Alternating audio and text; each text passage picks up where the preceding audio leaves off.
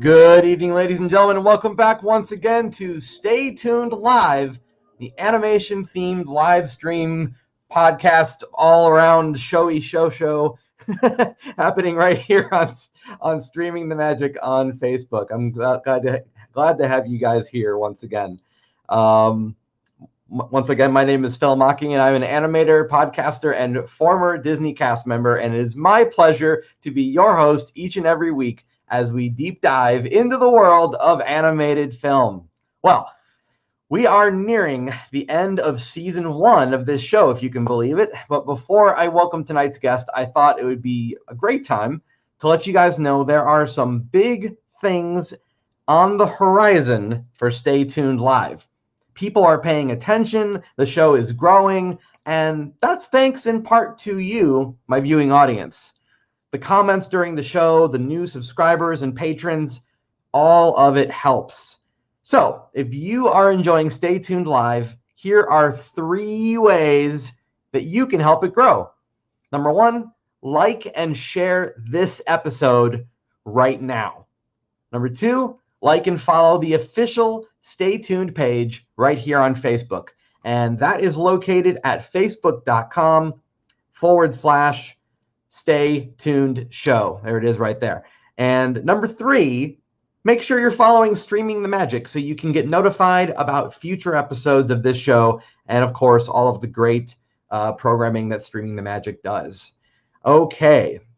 Also, I want to let you guys know that tomorrow night you're invited to an all-new live stream show hosted by yours truly. It's called Phil's Artist Conversations, and it features fellow artist and close personal friend of mine, Mario Mora.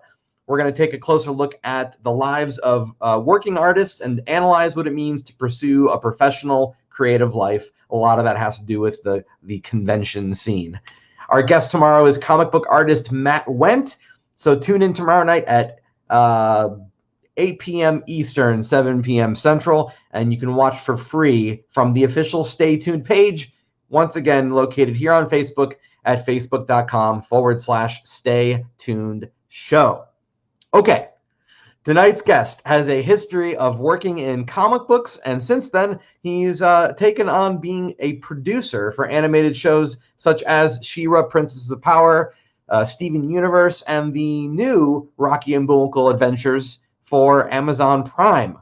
So, from DreamWorks Television, please welcome Chuck Austen. You're here. I am here. Finally happened. I need to get an applause track. I have to have something that lack of audio there is just a strange feeling. Because I mean, maybe I should get some crickets and I could play crickets. Crickets would be more appropriate for me, I think. Yeah. You know what? I always loved. This is a complete tangent that I wasn't planning on going down, but I'm going to do it anyway. One of my favorite comedic bits in anything typically animated is when somebody goes up on stage and all the pressure's on them, and all you hear from the audience is a lone cough. It's my favorite thing. I don't know why it makes you laugh so much, but it's just like, I think it's because it's you're being reminded that there is somebody there, but all they can be bothered to do is cough. It's just the most amazing thing. It's good. It's a good gag.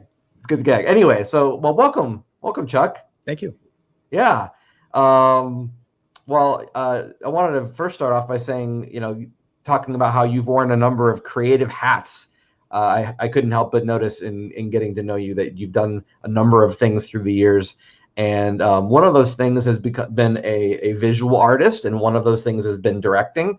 And I guess what I want to know now is, now that you've gotten into the production side of the animation industry, do you lose the opportunity to be that kind of creative? Is it all just delegation and answering emails now?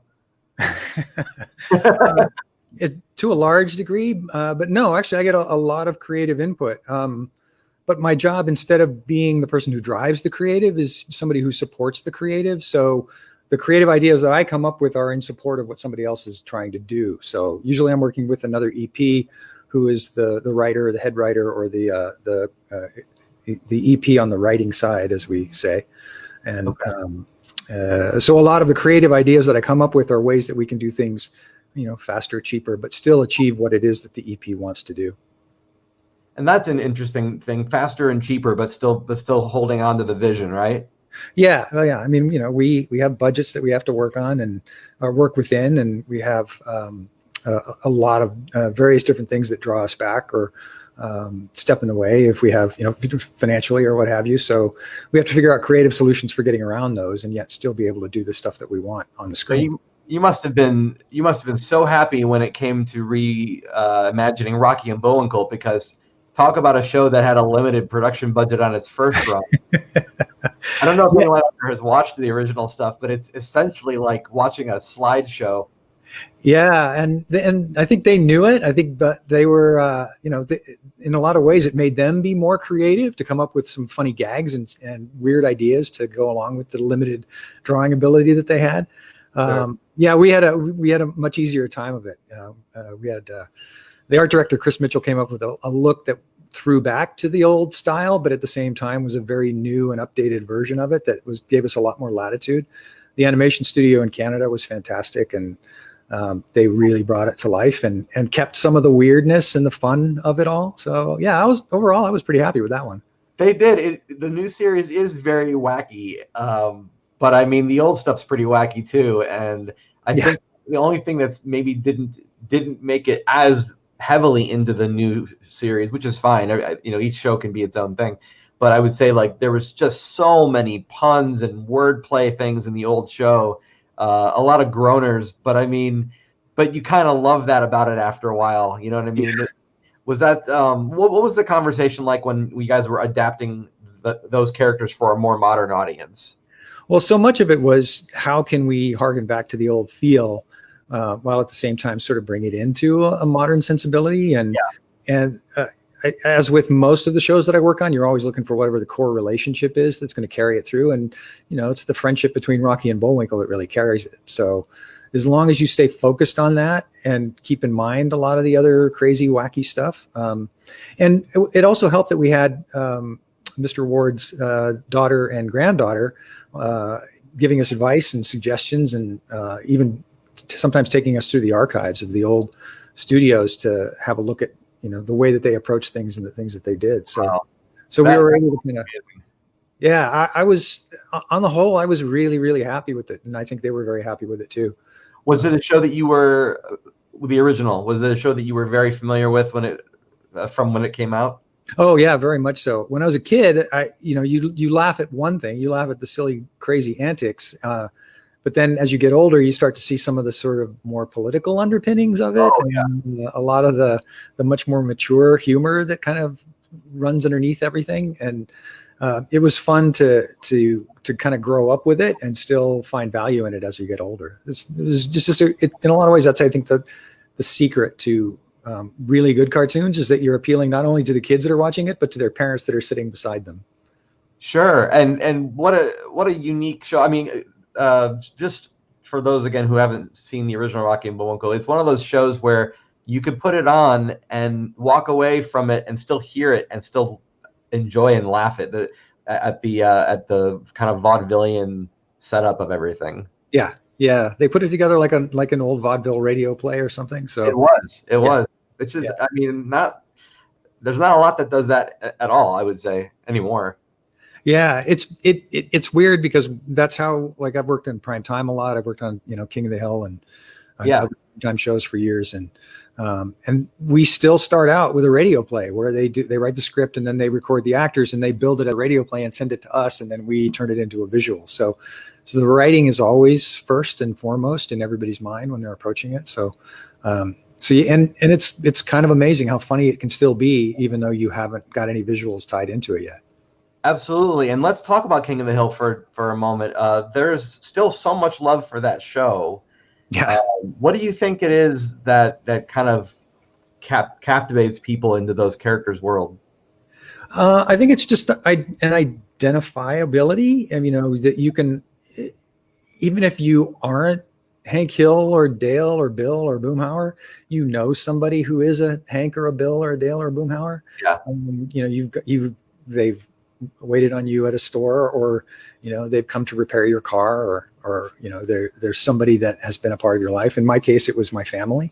So I think that there's a lot of people that can just identify with it and relate to it in that way. It was also coming from a, I guess, much more middle America kind of approach. And, there's a lot of people that don't feel that side of the entertainment equation is really being met for them. So I think a lot of people get really excited about something that sort of hits that, while at the same time being a little subversive, because, Greg Daniels has his more less conservative point of view, I guess. So it all, it hits, it's one of those things that it sort of hits everybody.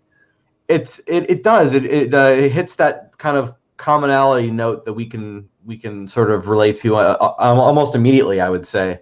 Yeah, absolutely. I've always sort of wondered this about that show and other ones. There's so many series now that are glorified sitcoms. They're just happen to be animated. Why was animation the format for King of the Hill when arguably that could have been done in live action? There's a lot of reasons. It would have been harder to do it as a live action series, and it would have been more limited. You have more options and opportunities when you're doing it in animation. For one thing, Mike Judge is able to do two of the voices, and he doesn't look like either of the characters that he was voicing. So, and the guy's a genius. He's got a brilliant sense of humor, and he's an amazing mimic. So he can do, a dozen different voices, and he didn't do just those two voices. He did, I don't know, probably 10 different voices or 20 different voices on the show. So, sure. Dooley, the kid with the deep voice, that went to school with Bobby, was one of his voices. And so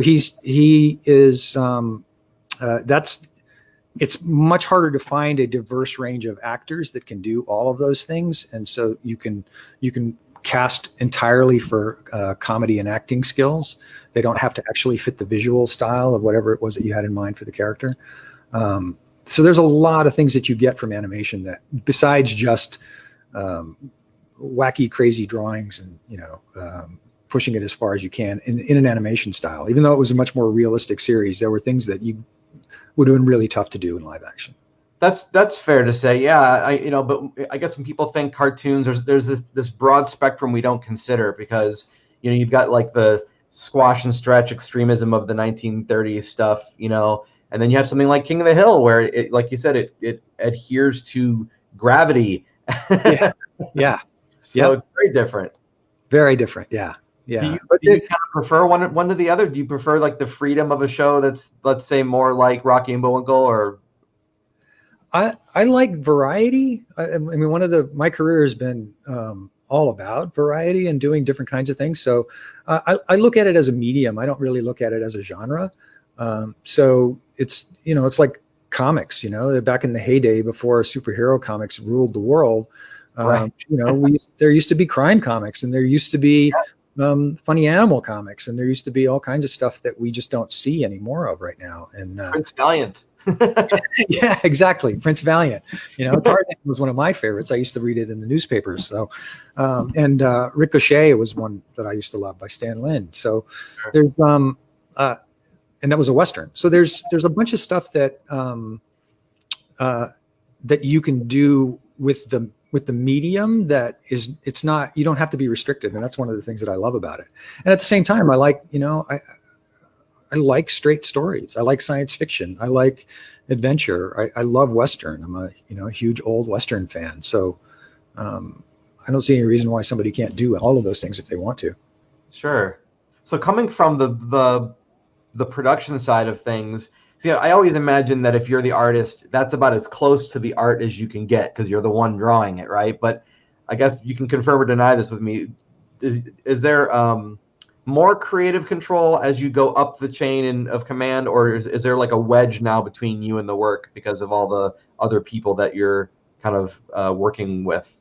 Oh, we're talking about still animation, not comics? Yes, still animation, yes. Yeah, I just comics. We can go talk about comics too, that's fine. Well, comics, once when I was working on Steven Universe, I was in an elevator with Rebecca Sugar, who was a big comics fan. And I asked her, I said, what is it about comics that you love, that, why do you enjoy doing it? And she thought about it for a second, and she looked at me and she said, the freedom. And it really, the thing about comics is that you can be a one-person show. You can write, draw, you can do it all. You can control everything. In animation, it's a different kind of beast. For the more ambitious your particular project is, the more people have to be involved, which means that your initial vision is going to be diluted in some way, whether for good or bad. Sometimes it's diluted in a good way because you get people working on the project as designers or storyboard artists who bring skills to it that you may not have, that are better than yours, and they can do amazing things. But then as you move up that chain into feature film, I guess feature is considered to be sort of the optimal in this business. I prefer television, but feature is where all the money is and all the time. Then you're under a microscope every step of the way because there's so much money involved, and because it can be a tentpole picture that only comes out once every 3 years or something. So it depends on so many different variables how creative you get to be. Is it a franchise property that you're working on that's going to have every executive eye looking over your shoulder? Is it some new and unusual project? Like I was lucky enough to work with Rad Seacrest on Kipo for Netflix, and it was an idea that was completely out of his head. He was able to do a lot of fun, interesting things, I think, because he had a very creative and wonderful crew supporting him. But a lot of that vision, a lot of the what wound up on the screen is what kind of came out of his head initially. So it really depends on the project. So I guess if to get more specific about that, an answer to that, I'd have to kind of go project by project. Why do you prefer TV? I prefer TV because I'm not somebody who likes to rework stuff. I want to do it and finish it and get it out the door and move on to the next thing. If I had to work for 7 years on one scene, I would lose my mind. So the idea of working in feature on an hour-and-a-half film for 3, 4, 5, 6, 7 years is just not enough. I like to be more creative. I like to do a lot more. I like to get things done and move on to the next thing. So the pipeline's a little quicker as far as the turnaround on TV then.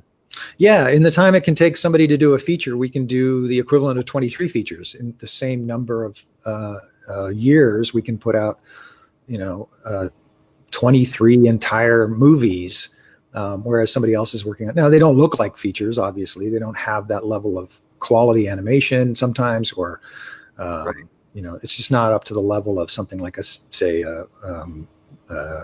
I don't know, How to Train Your Dragon or something. But that's a good thing you brought up, though, because How to Train Your Dragon is one of those properties where they've hit both ends of the spectrum on that. Yeah. They have features and TV. Yeah. When you guys do that, are you given carte blanche to the models and the character sheets and all that stuff from the movies, or do you have to make your own stuff now? Well, I can't speak to the television side of it because I've never worked on one of those old dragon shows. So, but I'm assuming that once that franchise is developed on the feature side, that they probably have a lot of eyes on them as far as how they're approaching it. But I'm sure that they want them to harken back as much as possible to the features because that's kind of where the fan base was developed in the first place.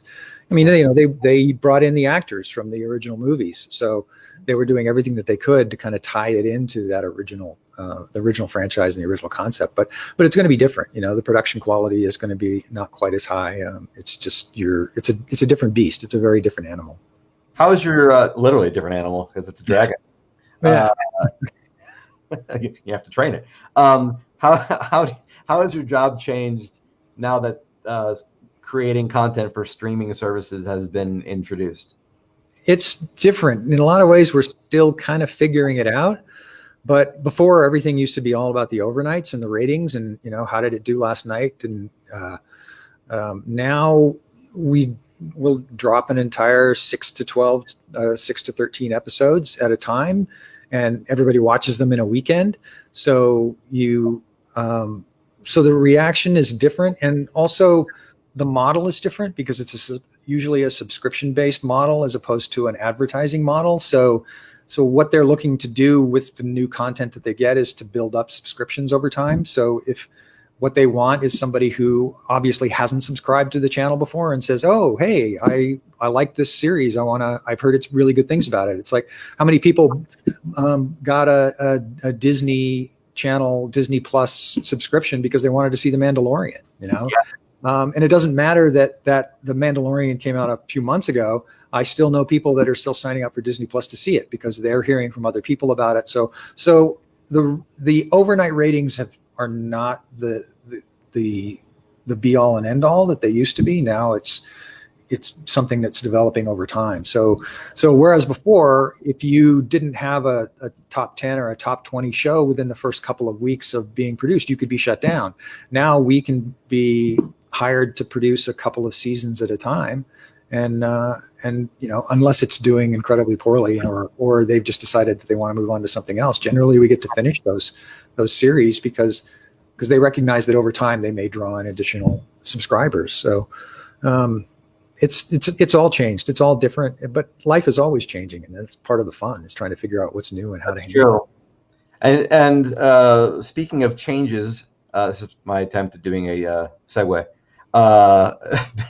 When She-Ra was resurrected, so to speak, with a different sort of vibe and look and feel to her, as folks probably know, she's got a famous sibling who was not included in that party. How much of a concern was that?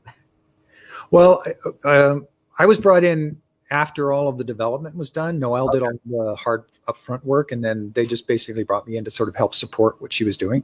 But that's I know that they would have loved to have done something with He-Man, but that's where you get into, rights situations. I think the rights were owned by somebody else. I'm not entirely clear on that, so I can't give you a good answer. But who wouldn't love to be able to mention that or to deal with it? But if Sony owns the rights, it's kind of like you have to make. Then you got to make all kinds of other corporate deals and get a whole bunch of other people involved in the approval process. So I think it was just easier just to do She-Ra. I think that's a really important point you just made, because I feel like as fans, as audience members, we see something like that happen, and our only thought is, why couldn't they do this other thing? But what you just said is great, because people don't really realize that it's not as simple as saying, let's do this other thing. There's a lot of other people to have to shake hands with, so to speak.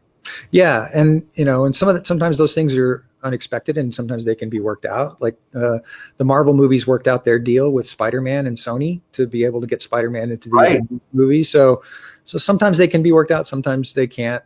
Sometimes people have other plans or have already had something in development, and they don't want those two properties to clash with each other. So it can be there can be any number of reasons that it can't happen. But sure. And speaking of Marvel, your background is from Marvel, correct? Yeah. Well, 2.5 years. So, yeah. Did you ever imagine we'd get to this point where there's this kind of crazy buzz around hero films? If you had asked me that when I was a kid or a teenager, I would have said, "Oh yeah, it'll happen someday." But when it actually happened, I was kind of blown away. I didn't expect it at all. And then I heard Steven Spielberg said that it was kind of like the modern Western in a way. And I hadn't thought of it that way, but in a lot of ways it sort of is. It's the adventurer and the hero going off to solve the world's problems, and that there's always kind of a need for that, and that superheroes just happen to fit the bill at that particular time.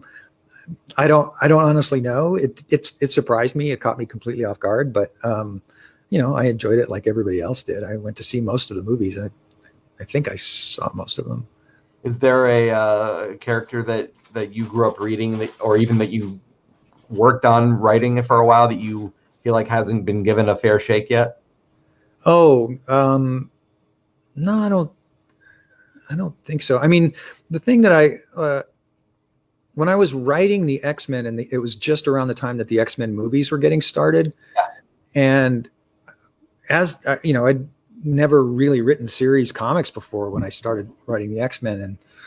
And as I was working on it, I realized this is just so much better suited for a television series than it is for a series of movies, because there's so many characters and there's so much depth to the world. So I think that that the X-Men could probably have been better served by having a series as opposed to a series of movies. Just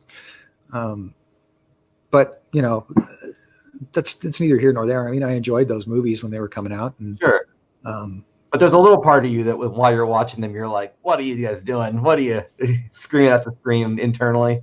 Yeah, well, the weird thing is that I was the third man on the totem pole writing those books for the most part. So okay. I had kind of in a lot of ways, I had the leftover characters that other people didn't want, and I found a way to love them all, And so there's a part of me that would really love to see an angel story or a Jubilee story or a Juggernaut and Sammy the Fish Kid story. I mean, those were, and that's not necessarily because I wrote them, but it's because you do wind up falling in love with so many different characters in that entire universe. So it's the ensemble. It's really, When you are a third writer like that, does that typically mean that you're writing like part of a script, or do you actually get a chance to write the entirety? No, at the time I was writing the entirety of the script. Things would get changed, and editorially it would get there, and somebody would disagree with something that I had done, or they had tied into some other series that I wasn't aware of, or in the case of one or two of the changes, they got changed for continuity reasons. But no, on the whole, Mike Martz, my editor, was great. He just, he kind of let me run wild, and I enjoyed it. I had a lot of fun doing it. So in a lot of ways, it was one of the more freeing jobs that I had. Oh, wow. Yeah. It's how I was learning how to write in a lot of ways. I know people don't want to hear that, but I had never written in that kind of volume before. So, well, that's a good point though, because people don't realize that even though somebody is has their name on something, they're at their own part of their journey. They're still figuring out what they're doing, and whatever they do now is going to inform what they do later on. Yeah, absolutely. Yeah. I mean, I think I'm a much better writer now, but I'm not writing nearly as much as I used to. Okay. Definitely not as much as I was writing then. I mean, I was writing a script a week back then or something. And are you fun or no? No, yeah, I write for fun. Nothing I can talk about at the moment, but yeah, I write a lot. I write all the time. How fun it is. That is how fun. I know there's projects you're working on that you can't talk about, but because they haven't been announced. But I am curious, how challenging is it sitting on secrets where in a matter of months that same project will be making headlines? Is that hard? That's very generous of you to think that they're going to make headlines, because I don't know. I'm predicting it from my chair sitting here. Thank you. Yeah. I'll go with your amazing Kreskin performance. I have to do my we get the envelope and hold the envelope to my head. Yeah. It's I guess I've been doing it long enough that I'm sort of used to it. Because when you work in animation, you work on a lot of first seasons, which means that you work on something, you do the entire season, and then for whatever reason it doesn't continue on, and so you're on to the next one. So you're always having to keep a secret about whatever your next project is, because it's not released and not talked about. So I guess it's just part of the business. I don't really think that much of it. There's one I'm working on now that I'm dying to talk about because it's more of a personal project, but at the same time, I'm cool with it not being talked about, because I'll say this much about it. It was something that I was working on purely for fun, and it's kind of evolved, and now I'm scared. I guess it's the best. What are you scared of? That's really interesting. Well, you never know when you're doing the thing. The interesting thing about working on other people's properties, particularly either in animation or in comics, is that they're not yours, So if somebody doesn't like an aspect of the character, you don't take it personally. It doesn't feel like, as I'm sure I got a lot of grief when I was writing for Marvel and DC, and I never really took it all that personally. Once in a while I did, and I think that's kind of where some of the hostility came from. It was the early days of fandom online, and sure. If you were writing a letter because you were angry about something, you had to actually write the letter. And then it would sit around for a while, and maybe you'd rethink it before you mailed it. Yeah, all of that. Right. There's this immediacy to internet that is It's too immediate. Yeah, now you can post from your phone. You can be in a public restroom and have some horrible lunch and not sit well with you, and the next thing you read online makes you angry, and you post it immediately. Yeah. You could be having lunch with somebody and be getting fired all at the same time and not even realize it because of what you've done. So yeah, very true. Yeah, so it's a little nuts, but getting back to the working on other people's projects thing, it doesn't feel, it feels like you're a custodian of someone else's idea. Yeah. And one of the jokes, it wasn't my joke, but it was one that I heard from another writer that I worked with. He said, if people don't like it, somebody will come along and retcon it out of existence anyway. So so there's that sense that everything you do, there's nothing permanent, there's nothing lasting, there's nothing even really all that important about what you're doing. You're working on a project. But when you're doing something that's yours, that's all yours, that came entirely out of your head, yeah, it's different. Somebody doesn't like it, then it's probably going to be a little harder. Well, I'm glad you brought this up because I am working on something presently as well. And when I started approaching my project, there was this thought in the back of my mind, which was, okay, at some point I either need to make a decision to sell this idea, which would open it up to other people working on it, which would dilute it, like you were saying, or I need to say, no, I'm not going to do this. It's going to be mine. But then, that limits some of your ability for exposure and production and whatever. So I guess the question I have for you, since you can't tell us what the project is, I am curious in a philosophical way, how are you feeling about that whole thing? About letting it go or keeping it and holding on to the control of it and releasing it in your own way, or is it already past that point and you've already got other folks working on it? Maybe, I don't know. Sorry. Yeah, I don't. It's personal, and I can't really get into it. I can't even talk about any of this specifics. Gotcha. Okay. Well, then they probably have said more than I even should have at this point. Oh, gotcha. Okay. Well, then I apologize for that. No, I mean, it's not. I don't think it's gonna. I work on personal stuff all the time. Yeah. And that stuff is very important to me, and so it's always going to be a part of it. And there's just a difference in the way you approach it as opposed to the way you approach somebody else's project. So let's say so we'll be more abstract about it. Let's say someone's developing something and they want to get into animation. What would you tell them advice-wise of how to be willing to share custody of what they're making? Well, I mean, I get that. It's kind of a question I get in animation a lot, and it's a tough thing. I mean, one of the reasons that I tend to be sort of private and work on my own personal stuff now is because, I had some difficult. I sold some things and it did not go well. Oh, okay. So I don't. Hollywood can be a really difficult place at times. I had I sold a couple of properties, and the typical Hollywood story where things just go entirely wrong. So you want to be careful about letting go of your concept if it's something that's really personal to you, that means a lot to you. Sure. So I guess you'd have to get into a little more specifics about what you're asking. Sure. Well, I don't know. I think you answered. I think you answered the question. I mean, once in a while, it can be fantastic. You can meet up with the right person who gets the concept and they want to run with it and they want to finance it and they want to bring in some great people to work with you on it. But it's hard to find those situations. I think the issue I've found is when you're developing something, in order for it to be attractive for a studio to want to pick up, you have to pour something of yourself into it. Yeah. But I feel like the problem inherent in that is by pouring yourself into it, now you don't want to let it go. Yeah. Yeah. I think the quote that I use all the time is Ken Kesey. Do you know who Ken Kesey is? He wrote One Flew Over the Cuckoo's Nest. Oh, okay. Okay. His most famous quote, and I'm going to basically paraphrase it here because you can look it up online. It's out there. But a producer called him after the movie had been finished and said, "Hey, we got tickets for you to come and see this. We've got for the Hollywood premiere. Do you want to come?" And he said, "If somebody was raping your daughter on your front lawn, would you want to come?" And Wow.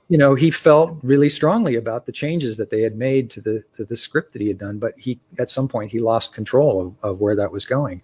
And it's not always like that, but when it does get to be like that, it can make you, I'm gonna write a novel and I'm gonna put it in a drawer, and maybe after I'm dead, my son will publish it. Right. That's that. Well, kind that's. I mean, I don't have that connection to other people's properties necessarily, but I will tell you that when and I haven't watched the film, so I can't really speak fully about this. But when I saw that they were making that computer generated sort of Peanuts movie, Oh yeah. I felt it almost hurt me to see them doing that. And I mean, from what I've heard, they were true to the spirit of it.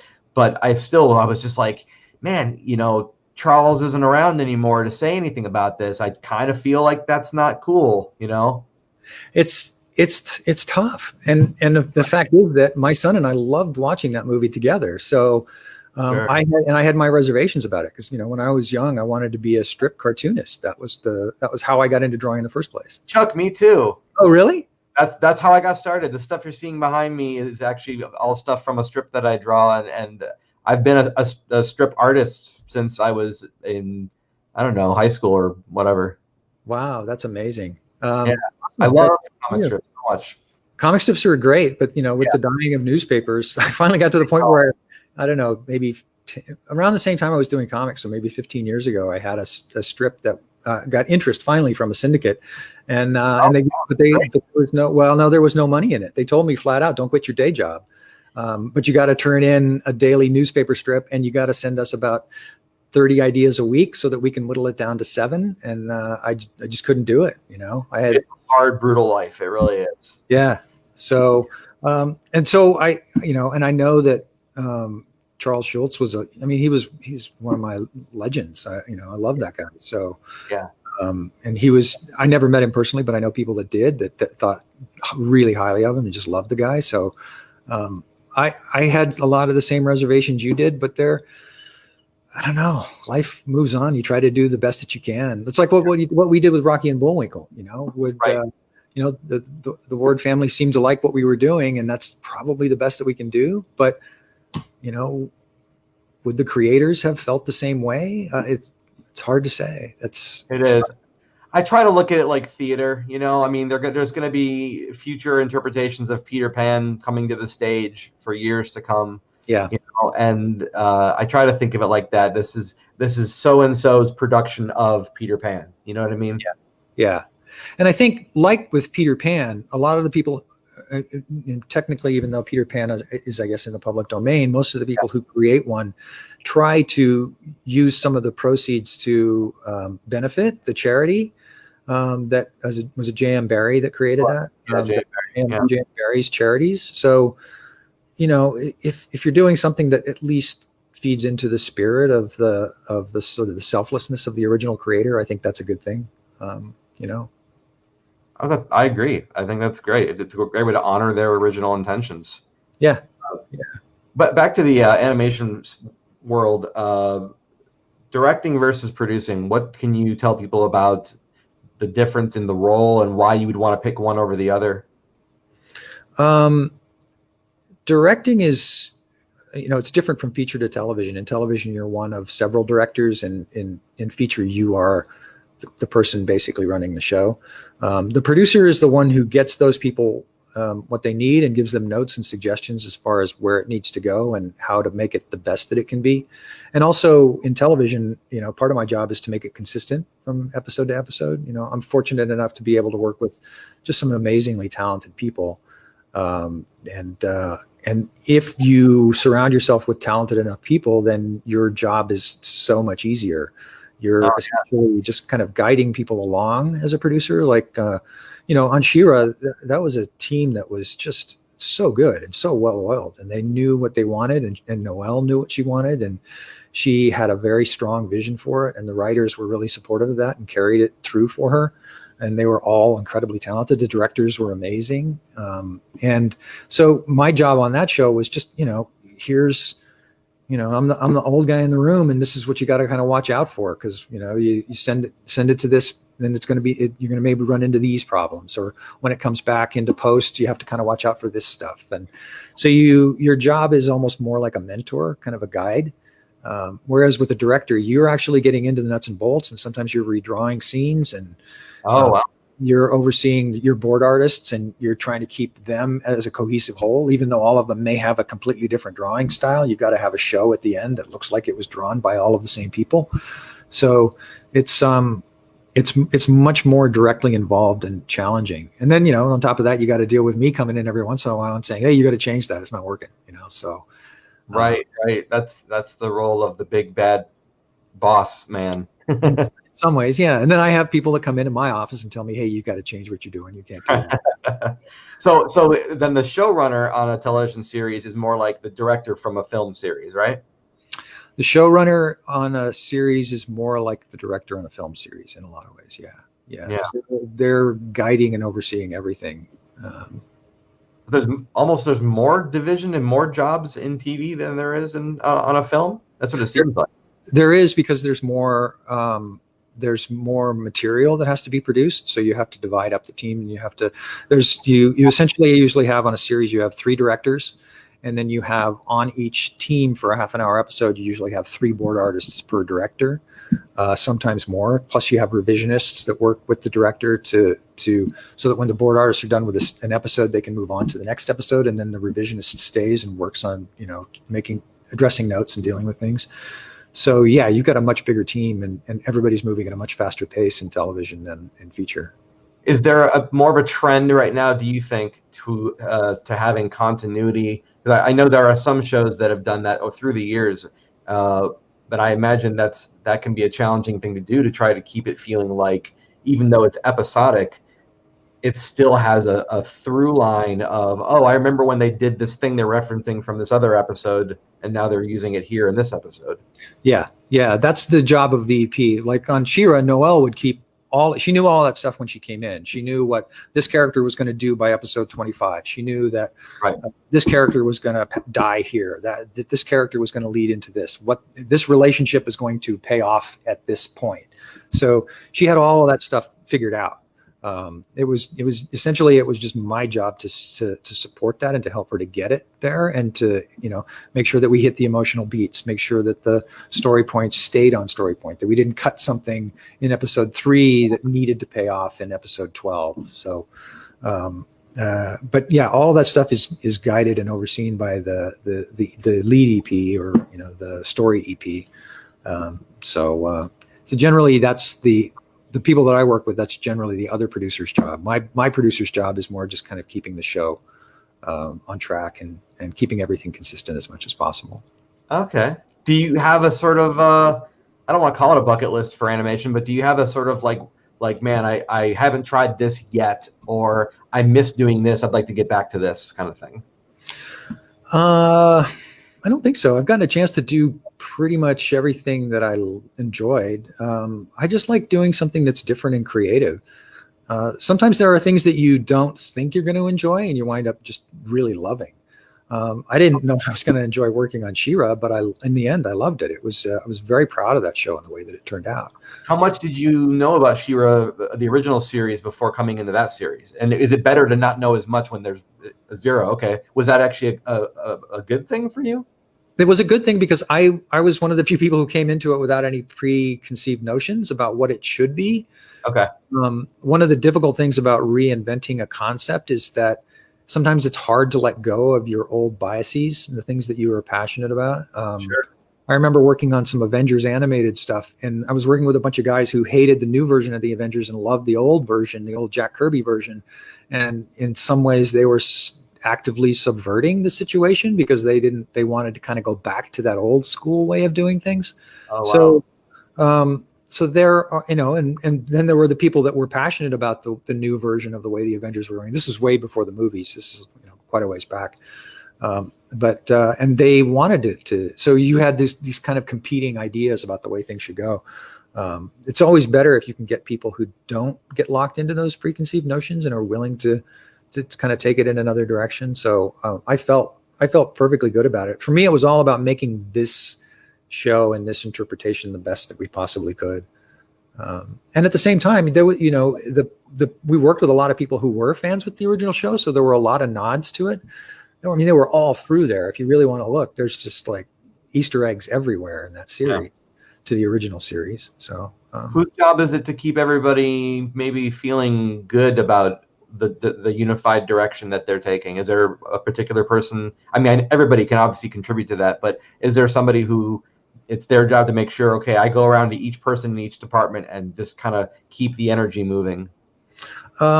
It's generally the producer's job. You try to do that as much as possible. Sometimes on a show that's difficult or keeps you really busy, it's unfortunate that you wind up not dropping by somebody's office when they're doing a good job, because they're doing it. You can leave them alone and concentrate on this particular fire over here. So sometimes the people who deserve praise don't get the praise that they deserve to get, because they're already doing a good job, and you figure you've got to deal with something else. But I tried, I always try on any show that I'm working on to give encouragement, to praise people, to let them know what a great job that they're doing. I think it's a very, very important part of the process to enjoy you're working on these jobs 8, 10, 12 hours a day or more.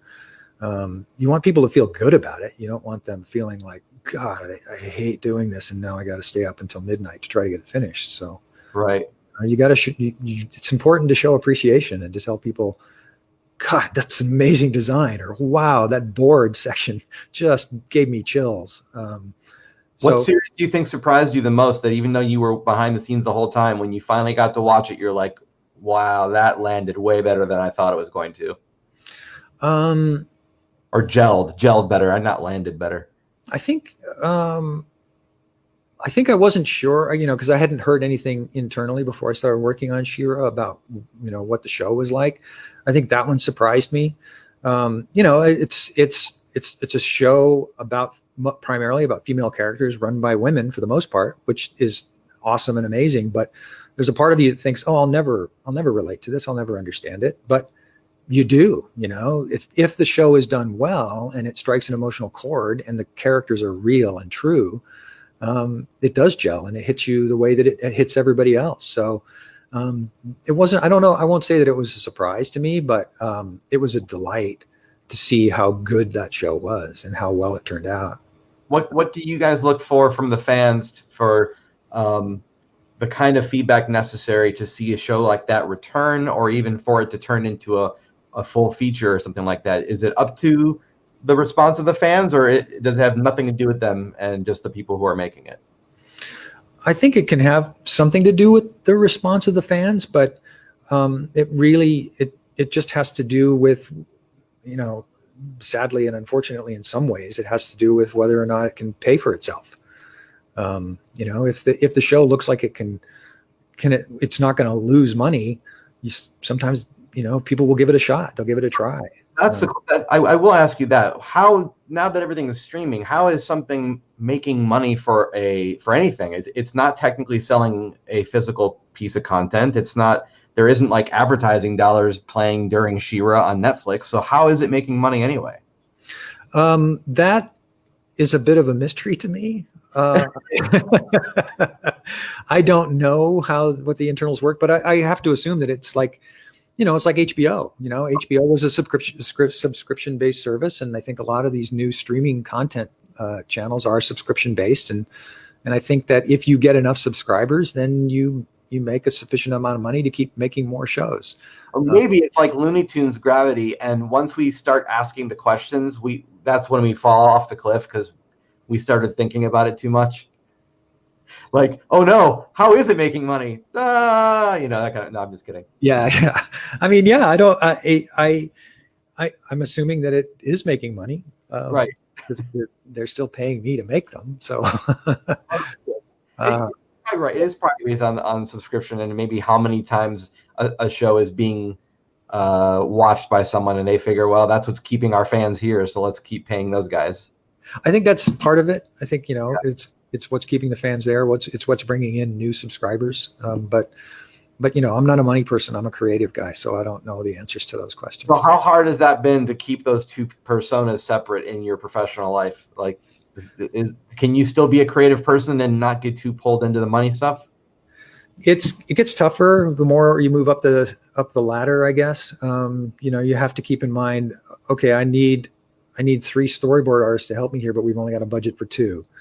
I need to have ZBrush models made of some characters as proof of concept, but it's not in the budget. Can we move money around to be able to get those made? And fortunately, I work with smart people who are able to pull those things together if they need to.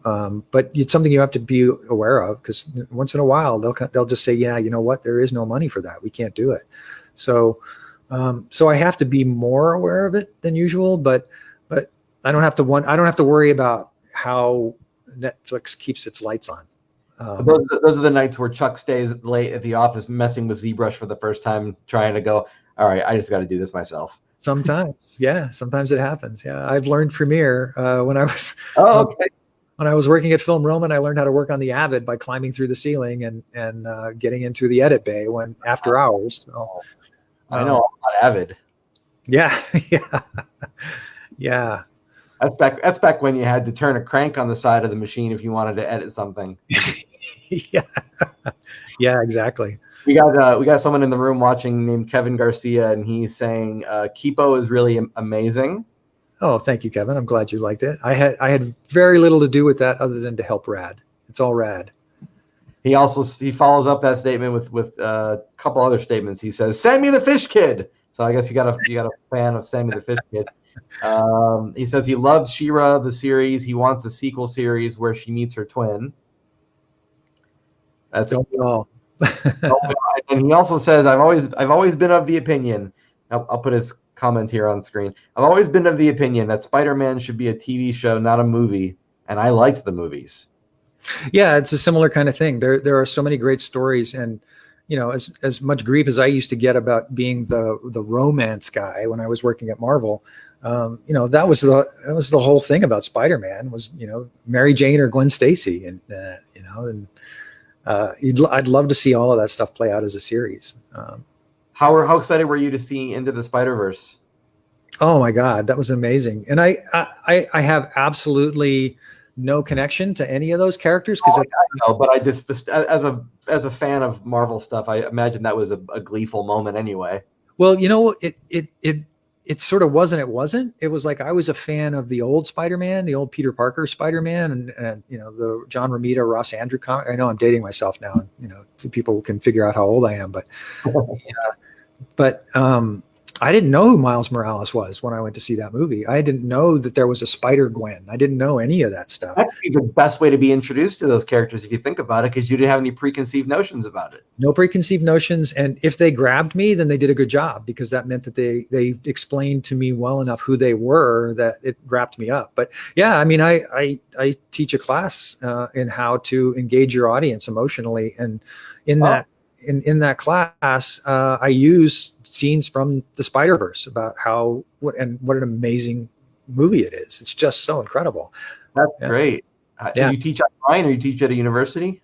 No, it started off as an internal way to help storyboard artists and revisionists who wanted to move up to the next level, to sort of explain to them what it was that I look for as a producer from storyboard people. And then it just evolved into a class that I wound up doing for the company. So, like an internal thing. It's entirely an internal thing. Yeah. But that's great to know that these companies are teaching within the walls. That's a great idea. Oh, it's fantastic. There's Hillary Morel is one who runs the Dream Learning courses, and she puts together tons and tons of stuff to help people to improve. And because everybody wants to advance, everybody wants to move up to the next level, and she's terrific about putting together videos and classes and tutorials that help people to advance in their careers.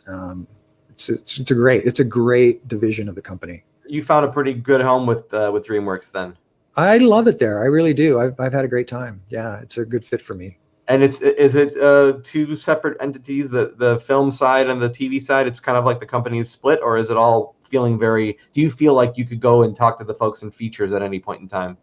It used to be very split, but now it's much more together than it used to be. I mean, before the pandemic and everybody started working at home, I was very I got to know some of the feature people, and we would get together and talk about stuff. And Rad Seacrest is great, and he and I will sit down and talk about the approach and feature sometimes. I was asking him about some things that they do on the feature side that we don't do enough of on the television side. So yeah, it's great. I mean, we're all a bunch of crazy creative artists, and we all have a lot of the same interests. We're all interested in comics. It's like the highest percentage of comics fans in the world, I think, in a career. So the place pretty much empties out at San Diego Con. Oh yeah, I'm sure. Yeah, that's great. Well, Chuck, thank you so much. This has been such an enlightening discussion about all of the ins and outs of what you do, and just kind of how the differences of TV and features work. So thank you for this. You're very welcome. You're very welcome. Yeah. Thanks Awesome. for having me. Yeah, well, I'll just let everyone know to check out She-Ra on Netflix, and Rocky and Bullwinkle at Amazon. Rocky and Bullwinkle at Amazon Prime. Is all the different locations for stuff now. I definitely will say check out Rocky and Bullwinkle because it's pretty great. It was fun. It was a lot of fun. The team on that was just absolutely amazing. And I don't make any money off of it anymore. So, it's not like I'm plugging anything that's going to line my pockets. Are we going to get any more Rocky and Bullwinkle, or was that kind of it? I think that was pretty much it. I think they bought the couple of seasons and that was the end of it. I don't know. I never know until somebody calls me up and says, "Hey, I'll do some more Rocky and Bullwinkle." Yeah, sure. Yeah. Well, awesome. Well, thank you so much once again, Chuck, and have an excellent rest of your evening. Thanks. You too. Bye. All righty. Well, we're at the end of another episode, folks, and I just like to take a moment to thank everyone for being here, and give a little reminder that I have patrons of this show, Stay Tuned patrons, and you guys continually support what I do each month, and I genuinely appreciate that. It helps, it makes it possible for me to keep doing what I do as an independent creator. So as Stay Tuned continues to grow, I'd love to have you guys in on the ground floor. And if you enjoy these weekly free shows, go ahead and visit patreon.com/Philmachi, and you can learn more about the various reward tiers and become a patron today, actually. So that's going to do it for tonight's show. I'd like to once again thank my special guest, Chuck Austen, for taking the time to discuss what he does in animation at DreamWorks TV.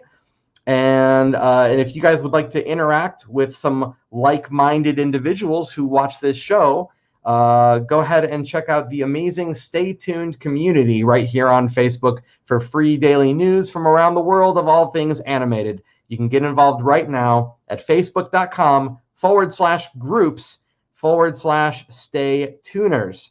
And if you'd like to see a little bit more about the work that I do creatively, go ahead and check out philmachi.com. And you can also say hi to me when you have a chance right here on Facebook or Instagram and Twitter.